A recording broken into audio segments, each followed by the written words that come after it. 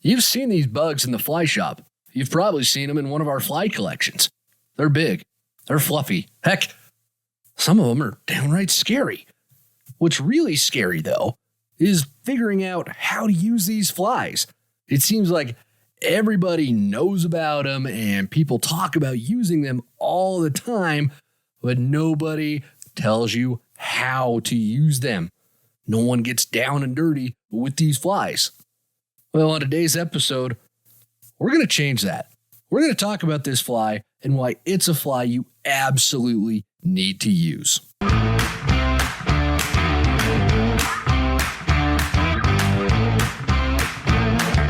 This is Untangled, fly fishing for everyone, presented by Ventures Fly Company. Hey everybody, welcome to it. This is Untangled. I'm your host, Spencer Durrant. Happy to be here just like I am every single week that we get to come back behind the microphone and chat with all y'all, talk about fly fishing. Doesn't really get much better than this. So I do want to take a second right as we get started. We've had quite a few new listeners join the show in the last couple of weeks. So I want to make sure that folks are all up to date on what to expect from this show. Well, we're a call-in show. Well, a write-in show. I guess it would be a call-in show back in the day. But we're a write-in show where if you've got questions, we take questions from the audience, and I do my best to answer them and to help folks out. So if you have any questions at all about the show or about fly fishing in general, go ahead. There's always a link in the podcast description. You can submit your questions and get them answered, get them read on the air. It's always kind of fun to hear that, and I love getting the questions from folks. So that's the whole reason Untangled exists, is we're here to answer questions and untangle fly fishing, try and make it accessible for as many people as we possibly can. All right, well, enough of that stuff. I think we're just going to jump right into it today. We are changing things just a little bit this week. We are still doing the story time segment, but we're going to push it to the end of the episode and just jump right into the questions. So if you've come here just to hear my wonderful storytelling skills, well, never fear. It's going to happen. It's just going to be at the end of the episode. All right.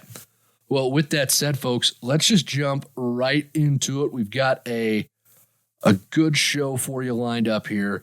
We're going to be talking all about how to organize your flies in your fly box, when to use streamers, the difference between tippet and leader, tips for chasing smallmouth bass, how to fish streamers, and different rods for different scenarios. So we do have a lot on the docket, which is why I just want to dive right into these questions and start answering them. So without further ado, we are going to jump right into our first two short questions of the show.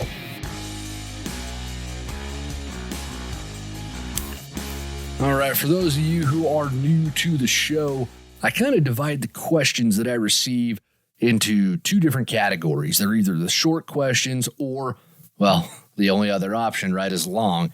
So either short or long questions.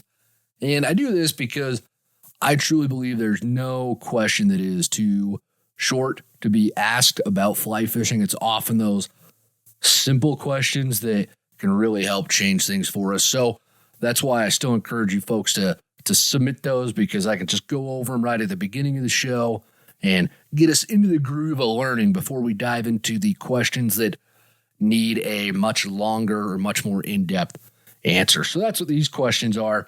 Just shorter ones that, may not necessitate me talking for 15 whole minutes, which I'm still kind of amazed that people actually like to listen to me blather on, but it's a lot of fun, and I'm really excited for the opportunities to do this. Anyways, our first short question today comes to us. Trevor from New York writes in and says, when fishing nymphs and you have a size selected, how do you differentiate your heavier and lighter nymphs in your box? Trevor, that's a really good question. I think everybody does it a bit differently. I know, like if you looked at my box and Alex's box, for example, Alex being one of the other guys here at VFC, he's on the podcast with me very often. But what I've heard works best is folks often will use a different colored bead for the nymphs that have lead wrapped around the shank of the hook, for example, and then a different color for the ones that don't have that. You can also do a different color thread collar to differentiate as well. That works. For me, I tend to tie all my nymphs about the same weight. I know, for example, my Frenchies are always going to have extra lead wrapped around the shank, and then they're all going to have tungsten beads. That's just how I want my flies, and I control the depth based on the dropper length or the distance between my flies if I'm fishing a nymph rig. So I kind of control my depth that way. And then if I tie some unweighted nymphs, because sometimes you need those, then obviously I just don't put a bead on them at all. But those are the ways that I've observed a lot of folks doing it. And really, it's just kind of up to you. You get to personalize it. It's your fly box, man. So you organize it in whatever way you think's best. The bead and the thread trick is probably going to be your best bet for differentiating light versus heavy nymphs. So thank you for the question. Really appreciate it. And our next short question comes to us. Dalton from Tennessee writes in and says, "Hey, Spencer, I'm new to the sport and bought your essential fly kit, and I had some questions. Number one, when would you use the woolly bugger? And number two, tippet and leader, what's the difference and how to use them? Thank you, and keep the jokes up. You make work less worky."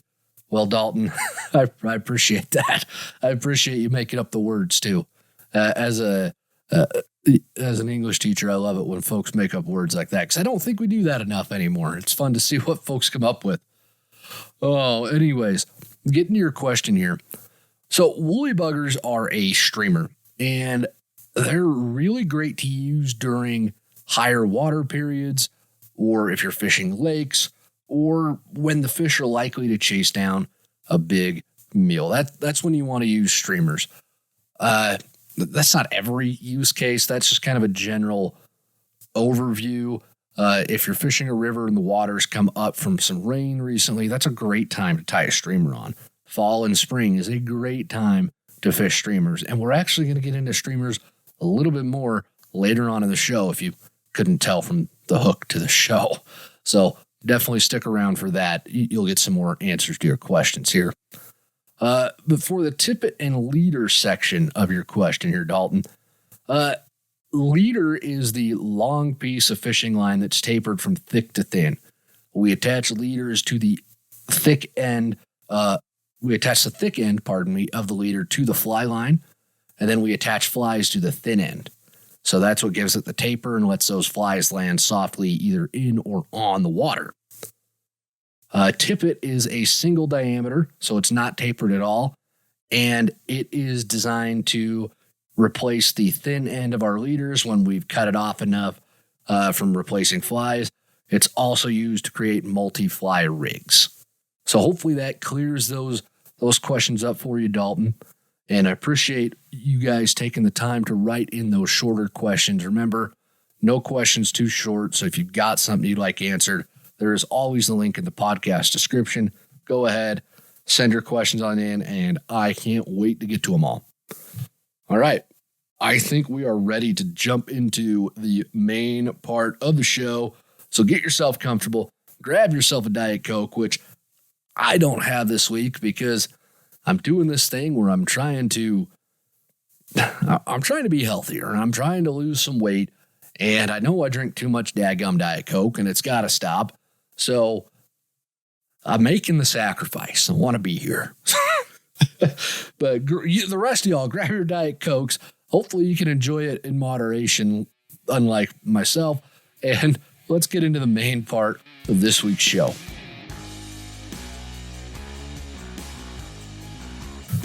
Josh from Maryland is going to kick us off this week with his question. He writes in and says, "Can we get an episode on everything for chasing smallmouth? I have more warm water opportunities around me. I went out chasing smallmouth with the VFC fly flinger and I had a blast targeting them, but would love some more details on how to specifically target them." Well, Josh, first things first, send those pictures into us here at VFC. I love to see pics from all y'all out there fishing. It helps me through the long days when I'm not out on the water, when I'm behind a desk somewhere instead of in the river. So I like seeing the pictures for that reason.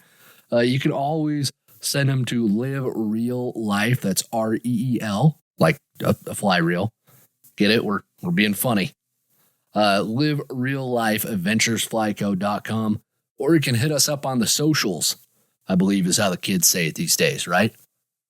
We actually have some younger listeners to this show, so if I'm mistakenly phrasing things, let me know so I don't sound like as much of an idiot as I sometimes fear that I sound like. Anyways, I'm not going to do an entire show on smallmouth, mostly because I don't know if I actually could do an entire show on smallmouth, but I've got some advice for you, all right? First and foremost, and I want it very clear that I'm not trying to be facetious. I'm not trying to be a smart aleck. You asked Josh about specifically targeting smallmouth. Well, the number one thing that you can do for that is trying to fish waters that you know have smallmouth in them. It's kind of obvious, but you would be kind of surprised how many people actually end up skipping that step. They'll assume that a certain fish lives in a certain river just because it looks like it has the right habitat or something. I see that a lot out here in the Rockies. Folks assume that the higher up in the drainage you get, it's going to be all cutthroat or all brookies. And very often that's the case, but it's not always. There's some, the creek here by my house in Wyoming, for example. It's not until you get significantly high up in the drainage that the rainbow trout give way to mostly brook trout. And then it's all brookies from there. There's no cutthroat up there. So like I said, you'd be surprised. It seems very obvious, like like I'm starting out at a kindergarten level, but that is something to make sure that you're checking before you're going out and fishing. It'll just make your life a lot easier. All right. Once you are in water that has some smallmouth bass, you know there's smallies in there. The next step is deciding where those fish are likely going to hang out. This is the same process that you use to target trout. It's just a little bit different because while smallmouth and trout have a lot of similar behaviors that overlap, they're not the same fish, so they're going to behave a little bit differently. Now, the late, great Dave Whitlock, he was one of the preeminent smallmouth voices in fly fishing. If you never knew Dave or didn't know his work, the man was truly a living legend. Just incredible what he gave to the sport between fly tying and all the knowledge that he's dropped about bass fishing in particular. The guy he could do work with bass and a fly rod. It was incredible.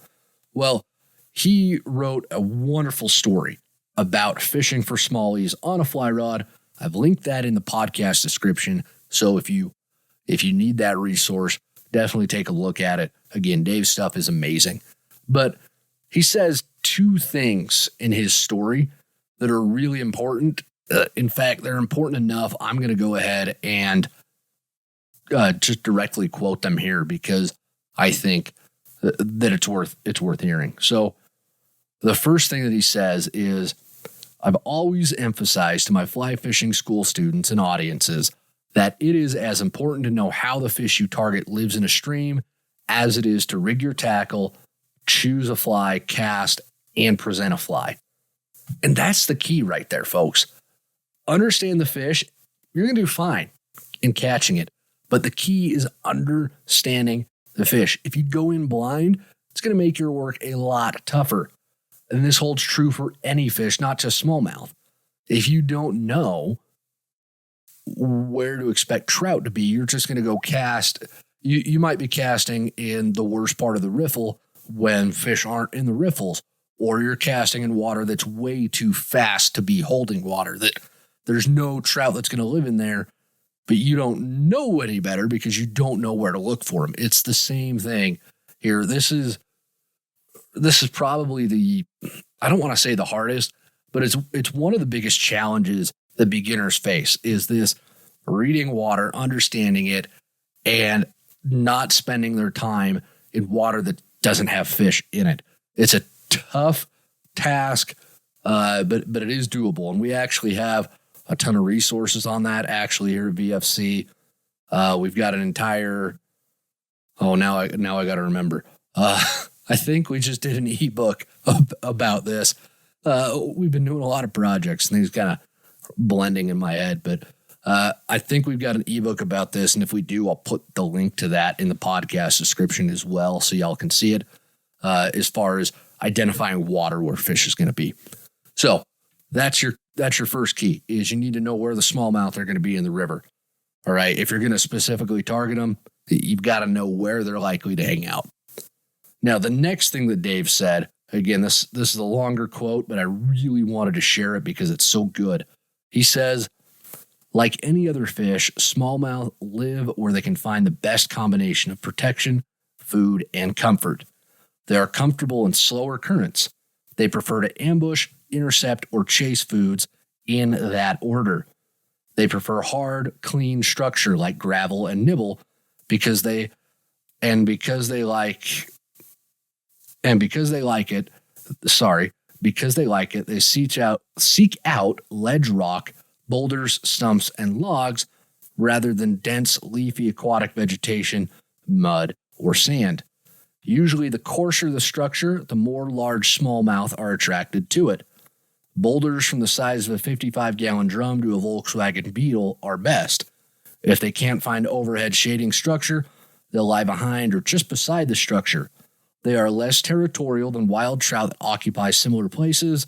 Usually they congregate in groups of 3 to 25.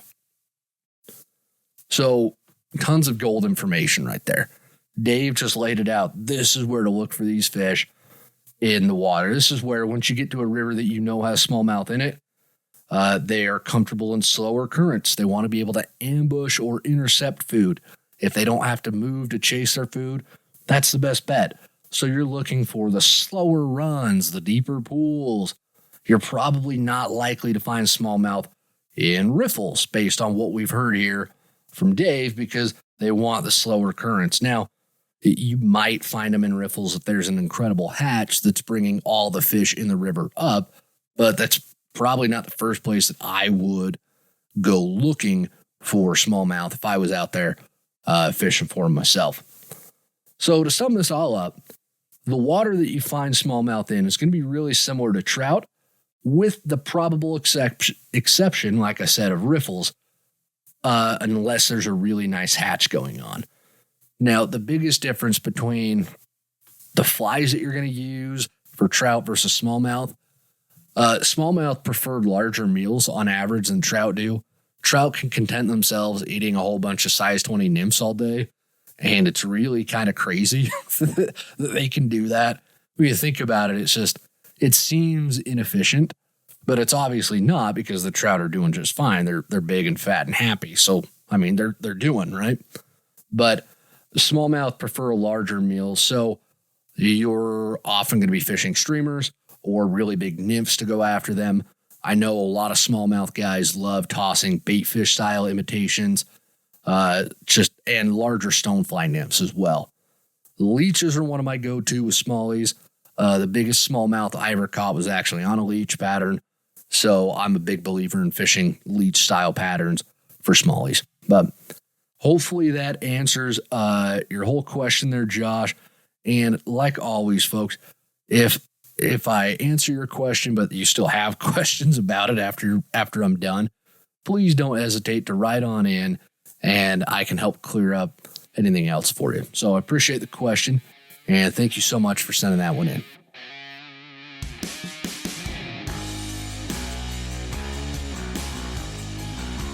Next question comes to us, Micah from Idaho, and his question is what I teased in the hook to the show. So you get to figure out what those wonderful big bugs are that I was talking about earlier. Micah writes in and asks, I'm trying to get better at fly fishing, and I'm learning more about streamers. I haven't fished a lot with them, and I'm wondering what tips you might have for a streamer setup for trout. My go-to is a woolly bugger, but I haven't had much luck on it, probably because I'm not fishing it right. Any advice would be great. Love the podcast, and I am super excited about the new how to fly fishing videos you guys will be putting out. It will help me be able to teach my wife more effectively. Micah, thanks a whole bunch, man. And kudos to you for taking the wife out, teaching her how to fish. it's an interesting topic sometimes, because it's not the wife dynamic, it's the spouse dynamic, right? That teaching your significant other how to do something that you're really passionate about is either going to go really, really well or really, really poorly. So that's why I tip my hat, and hopefully it's going well for you. I really appreciate that. And we'll have a link to our fly fishing masterclass in the podcast description for those who haven't checked it out yet and wanted to see the videos that Micah's talking about. Anyways, Micah, I love your question, and this is going to be a pretty in-depth answer. So buckle up, man. Get ready. Get comfortable is what I'm going to say for this one. Some more good news, though. We actually just filmed, when was it? It's August. It's August. Excuse me, I just had to look at the calendar. It's August, and we just got done filming the entire streamer episode for the beginning fly fishing masterclass. So we go through an entire segment on here's how to fish streamers. So it's in there, it's coming up. So not only will you have this podcast as a resource, but you'll have those videos. I'm not 100% sure when those are going to release. That's really up to Alex, and we really got to start sending him all the Diet Coke that I'm not drinking so he can, A, realize Diet Coke is better than Coke Zero, and B, keep his energy levels up. He's got a lot of editing that he's in charge of right now. Oh, anyways, stay tuned for it. It's coming up, so you don't want to miss that video. Here's the thing with streamers. They aren't that hard, but what trips people up, I think, is there's so much ambiguity in fishing streamers than there is with other bugs. There's really only like one hard and fast rule with fishing streamers, and that's to make sure that you strip set instead of trout set when the fish eat your fly. And what that means is a trout set, like we all are probably aware, is when the fish takes your fly, you lift up with the rod, right? If you do that when you're fishing a streamer, you're going to pull that streamer right out of the fish's mouth. Instead, what you've got to do is you've got to feel the fish, hit it, and then you strip the line. You strip the line really hard, and you kind of pull the rod to the side. You don't lift up. If you lift up, you're going to pull the fly out of its mouth every single time. And you're going to wonder why you can't hook up with any of the fish. And, well, that's why, unfortunately. So that's really the only, like I said, that's really only the hard and fast rule to streamer fishing. And so there's less of an opportunity for me to say, oh, well, do it exactly like this and you're going to be successful, because it really depends. And I was really lucky. I got a PhD in streamer fishing from my buddy Ryan Kelly out there on the Green River in Utah. He's Green River Fly Fishing on Instagram. Some of the most incredible fishing videos on Instagram. He's an incredibly talented individual. And he was kind enough to take me down the river. I used to fish with him a ton when I still lived in Utah. And we would float and fish streamers all the time. And I got to just sit and watch Ryan fish a lot. And that taught me the most about fishing streamers more than anything else.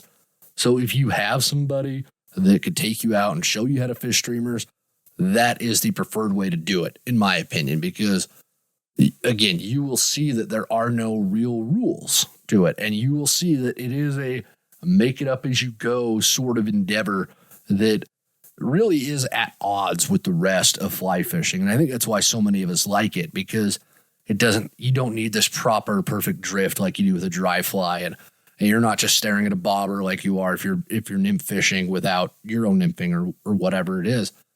So it's a much more active way to fish. And it's just a lot of fun too. If you're in a river where the water's really clear and you can watch the fish actually chase your streamer down, that might be the coolest thing to see in all of fly fishing, is an angry trout just freight training your streamers. But anyways, with all that said, and my mentions of all that ambiguity, and by ambiguity, again, I mean, there are ways to fish a streamer that are going to be effective, and I'm going to go over those, but you have to change your retrieve. You have to change your presentation. You have to change your depth to figure out what the fish are liking that day. And I'll go into more detail on that later, but that's really what I mean by all this ambiguity. So there are three main ways you can fish a streamer. You can dead drift them, you can swing them, or you can strip them either upstream or downstream. So what do those all mean? Well, dead drifting a streamer is exactly what it sounds like. You are drifting it through the hole without any movement to it at all. You can do this without an indicator. The trick there is you've got to keep a pretty tight line to that streamer so that you can feel if a fish comes and eats it. A lot of folks I know will dead drift streamers underneath indicators and fish it like a giant nymph. That's very popular to do on a few rivers around me here in Wyoming because there's so many large bugs that a big woolly bugger looks better and more bug-like than some of our nymph patterns. All right. I actually caught a 26-inch cutthroat doing that exact thing. I was fishing, this was a few years ago now, and I caught a big cutthroat. I drifted this big woolly bugger under an indicator by an undercut bank, and 26-inch cutthroat came out and ate it. So it is a very effective tactic. So you can swing them as well. If you've ever seen any footage or heard about folks swinging flies, that is kind of the classic. You cast it to the opposite bank. You make a big downstream bend so that there's a big belly in your line, and the current takes that belly and pushes your fly and swings it out down underneath you. And usually as that fly is swinging across the river is when the fish are going to come hit it. You can also kind of twitch it at the end of the swing a little bit to give it a little bit more action, but that's what the swing is. And then you can also strip them either upstream or downstream depending on the water that you're fishing, what the currents are like. But that is really where you just set up. And my preferred way to do it is you set up if you're wade fishing. It's different if you're fishing it out of a drift boat. But if you're wading, I like to just cast at about a 45-degree angle upstream and then begin stripping the line back into myself. And that's been a pretty effective way for me to fish streamers from while I'm wading. Now, the key with streamers, the thing to remember, I touched on this a bit earlier, but you want to make sure that you cover a ton of water and that you vary your retrieve. And I want to explain both of those concepts in a little bit more detail. So covering a lot of water. Well, trout, they're usually going to eat streamers the first time that they see it. It's not like fishing dries or nymphs where you can sort of convince the fish that they need to come eat that fly. Trout will move to eat a streamer. That's a high value meal, right? That's like me chasing the wing truck. You bet I'm going to drive to the next town, which here in Wyoming is, a good chunk of miles away from me. You could bet I'm driving to the next town for the wing truck if the wing truck's anywhere near, right? Fish have that same attitude about streamers. They ain't letting that stuff get away from them if they can help it, if they're in the mood to eat as well. So if you swing a streamer through a spot, once or twice is usually enough. There's really no need to cast and spend hours on the same hole with a streamer because the fish just probably aren't going to eat it. The only caveat there is if you're not getting it deep enough, then you need to add some weight and get down deeper. All right. As far as varying the retrieve, I mentioned that as well.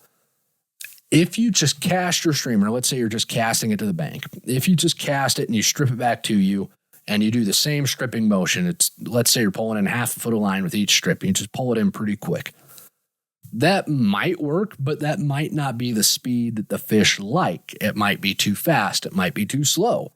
It just might not make the right movement that triggers that predatory response from the trout. And the only way to figure out what that is to change up your retrieve. Don't get stuck doing the same retrieval pattern all the time.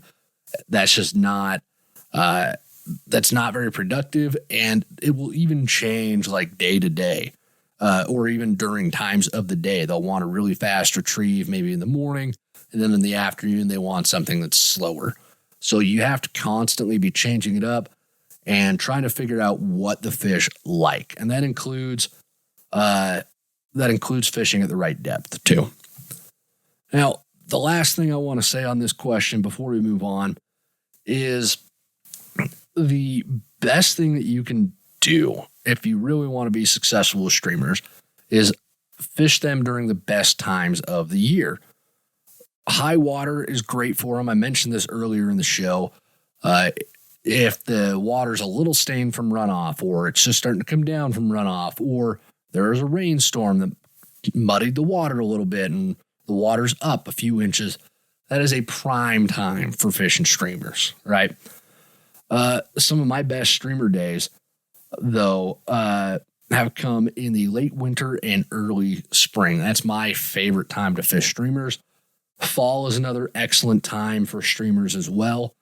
During the middle of the day in the heat of summer, that can be kind of tough for streamer fishing. That's not to say it won't work on some rivers, but that's the less ideal time to do it. If you are going to fish streamers in the summer, I've found a lot more success with them in the early morning or right at dusk. So hopefully that answers all the questions that y'all had about fishing streamers. Again, make sure you stay tuned for the streamer fishing video that we have coming up.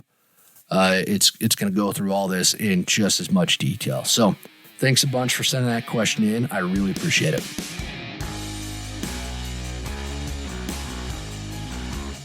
This is our last question of the show, but it is not the last part of the show. Remember, we've still got story time at the end of the show this week, so stick around. Make sure you don't miss my wonderful story. But our last question, Rick from Ohio writes in. Rick says, do you fish the same rod and change the tippet to address specific scenarios, or do you take different rods and reels to address them?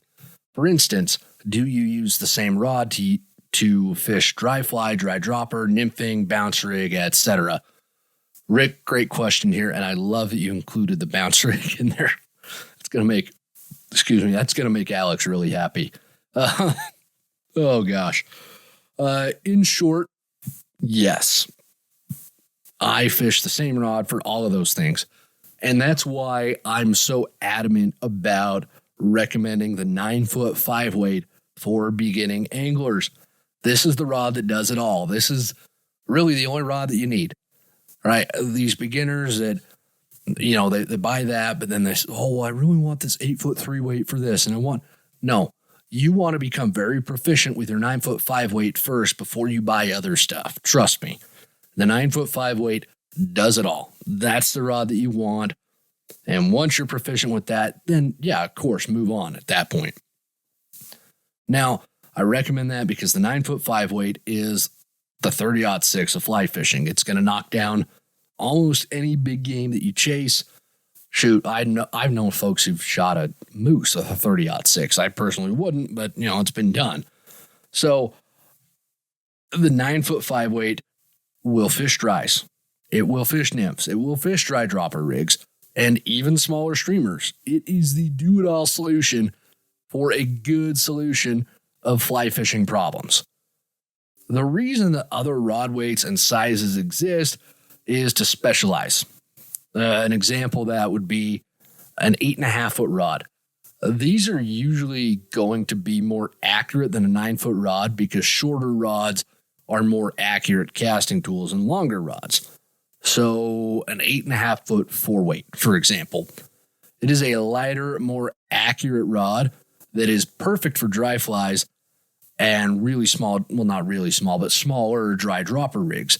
If that's how I usually fish, then I'll probably opt for something like that.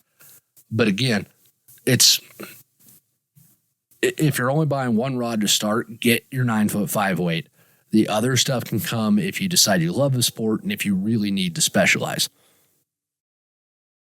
On the other side of that spectrum would be the 9-foot 6-weight.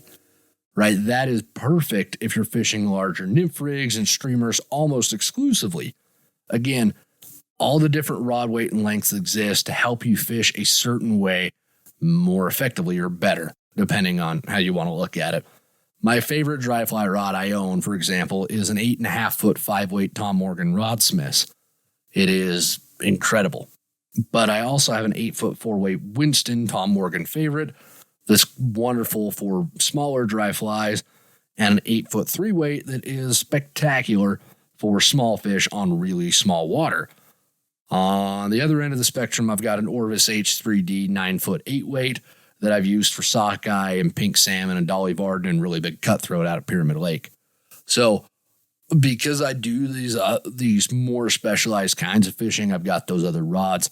But again, you don't need to bring different reels or any of that stuff. Just the only thing you're really going to change in this instance would be your tippet and leader size. Not even your leader, honestly, it's just your tippet, because you can always add on to the end of your leader if you need to size down. So hopefully that answers the question, Rick. Appreciate you writing that one in. And remember, folks, don't go away, because we got story time coming up right after this. The story this week, it's inspired by some things that happened in Alaska a couple years ago. And then again, when I was in Alaska just earlier this month with my best friend, he's a great guy, heck of a good dude. We've been friends since we were 5 years old. So we've been friends for a long time. But he drives he used to drive for a living. Now he's a manager. He still drives though. But he never wears sunglasses when he drives, and I can't get over it. And then half the time he'll not have his sunglasses with him when we go out on the river. And I've always thought that was kind of funny, because I literally can't get out and fish unless I have my sunglasses. There was a trip I took, years ago. It was dead of winter, and I was still living in Utah. And we got out. It was a long drive to the river, and we were almost to the river when I realized I left my sunglasses at home. And I made us all turn around and go to a gas station and bought a cheap pair of sunglasses, because I wasn't going to fish without them. It just wasn't going to happen for me. And I feel that strongly about it, not because I'm trying to sell anybody sunglasses. I'm not. I feel that strongly about it because you're dealing with so much extra light when you're fly fishing, because not only do you have the light from being outside, but you've got all that light being reflected off the water into your eyes.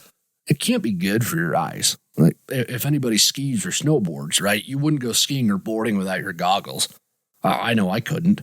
It's the same concept with sunglasses when you're fly fishing, because it's going to protect your eyes from all that reflected light. It's going to be a lot better on your eyes. And I don't know about you, but I'm a little paranoid that if I needed a bionic eye implant, that no insurance is going to cover that. Let's be real. This is 2023. Insurance doesn't cover anything anymore. But B, if you go get that bionic eye, it's going to be $1 billion, and it's probably going to come with all these trackers and stuff so they can keep an eye on you. See what I did there? Keep an eye on. Yeah. And I don't want that. I don't want to be tracked more than I already am. I mean, come on. Anyways, kidding aside, seriously, take care of your eyes, take care of your eye health. And then there's the bit too about how sunglasses, they help you see through the water, and that's true. But the real reason that I will never fish without sunglasses again. This happened to me. When was it? I think it was 2021. It was August 2021. We were up in Alaska. We were fishing the Sockeye run on the Kenai River. So it was end of July, 1st of August. And we were there. We timed it perfect. We got there right as 80,000 fish came into the river on the first day. And it was just ridiculous how many fish were coming into the river. And if you've ever fished sockeye up on the Kenai, sockeye salmon are interesting because when they get into fresh water, they don't eat and they don't really strike at anything. Like silver salmon or king salmon will strike at things out of anger or aggression. And the sockeye really don't. You end up snagging them. And the regulations in Alaska say that you have to catch them in the head area for you to keep them. If you don't, you have to put it back. So what you're doing is you've got a big lead weight. It's like a 2-ounce banana weight. And then you've got the regulations specify a certain length. I can't remember what it is off the top of my head. You've got a big chunk of line after that. And then you've got a hook that's dressed with a little bit of flash on the end. And the idea is that you lob that out there and you feel the lead bouncing. And then you just, at the end of a drift, you just jerk really hard to try and floss that line through a fish's mouth and hopefully hook into the fish. And it's a lot more fun than it sounds. It doesn't sound too fun when you talk about it that way, but it's a lot of fun. And I was up there again with my best friend, my buddy Lander, and we were fishing, and we were getting close to filling our limit for the day. And then we were going to go back and cut fish up. And I hooked into a fish, and I almost guarantee I didn't hook it in the face because this thing turned and it ran and it schooled me. And usually, I mean, the sockeye aren't too big. They're wonderful fighters, but usually you can have some measure of control over them if you know what you're doing with larger fish. That's not always the case, but this fish, man, it took me for a rodeo, and I was not prepared for this. It shoots off downstream, and everybody else that's fishing, they got to move their poles out of the way so it doesn't get tangled up in their lines. And I'm saying, oh, I'm sorry. And I'm cranking the drag down. I don't want this fish to go anywhere. And I crank the drag down, and then there's a big screaming run, and then it goes, the fish just go tunk, tunk, tunk, tunk, tunk, kind of at the end, and then there's this big snap, and then there's this sound like a 22 going off, and then all of a sudden, my face hurts, and I'm spinning around from this impact, and I spun, and I lost my balance, and I fell right into the Kenai, which that's a glacially fed river. Even in July, it is freaking cold. Filled my waders up. Everybody around me is laughing their butts off. It's the funniest dadgum thing they've seen all day. Well, I stand up trying to figure out what had happened, and I'm looking at my line. Well, the hook broke off, and that 2-ounce banana weight that I was telling you about, it was under all that tension. It shoots back through the air, smacks me right in the face, right on my sunglasses. The glass shattered, but it didn't break out of the lens or out of the frames. It just shattered. Saved my eye.